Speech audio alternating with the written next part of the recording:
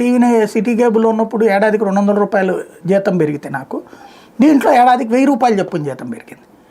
అదే టీవీ నైన్లోకి వచ్చేటప్పటికి దాంట్లో నువ్వు దాన్ని ఏమంటారు పొలిటికల్ వార్తలు ఎన్ని కవర్ చేసావు, లేకపోతే ఇంకొక రకం వార్తలు అంటే జనరల్ వార్తలు ఎన్ని కవర్ చేసావు, సామాజిక స్పృహతో కూడిన ఎన్ని కవర్ చేసావు, ఇట్లా లెక్క ఉండేది. ఒక చార్ట్ ఉండేది వాళ్ళ దగ్గర, ఎవరెవరు ఎన్ని మనం పంపించిన స్టోరీ చూడగానే దానికి సంబంధించి అది హ్యూమన్ ఇంట్రెస్ట్ యాంగిల్, పొలిటికల్లా ఇట్లాంటి ఆ కేటగిరీలో వేసేవాళ్ళు.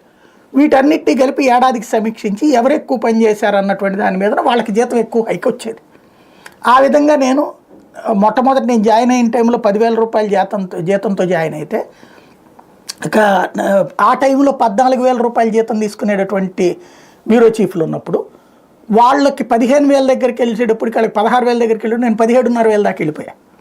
ఇది పెర్ఫార్మెన్స్ పరమైనటువంటి లెక్కల్లో ఉండేటటువంటి. ఆ తర్వాత చూసుకుంటే ఈ పోటీలు వచ్చాక ఏమైపోయింది, అందరికీ సమానమైన హైక్లు అనేటటువంటి కాన్సెప్ట్లు ఇట్లాంటివి కూడా వచ్చినాయి. ఇట్లాగా ఇదంతా ఎందుకు చెబుతున్నట్టే పెర్ఫార్మెన్స్ అప్రైజల్ కాన్సెప్ట్ ఉంటుంది. నేను జెమినీలో చేసేటప్పుడు మీరు హెడ్గా ఇది ఛానల్ హెడ్గా చేసిన టైంలో అయితే నేనే పెర్ఫార్మెన్స్ అప్రైజ్ చేసేవాడిని. నా దగ్గర పనిచేసేటటువంటి సిబ్బంది అందరికి కూడా వాళ్ళ శాలరీ హైక్స్కి సంబంధించి పర్సంటేజ్ ఎంత ఇవ్వాలి ఏంటి అనేటటువంటిది మేనేజ్మెంట్ ఒక లెక్క తీసుకుంటుంది. దాని ఆధారంగా ఇది ఉంటుంది. ఇదంతా పెర్ఫార్మెన్స్ అప్రైజ్. అట్లాగా ప్రతి ఒక్కరికి పెట్టేసి అయ్యా 2% మేము జీతం పెంచాం అనుకుంటున్నాం ఏడాది, ఈ 2% జీతం అన్నటువంటి దానికి సంబంధించి మధ్యలో మీ పెర్ఫార్మెన్స్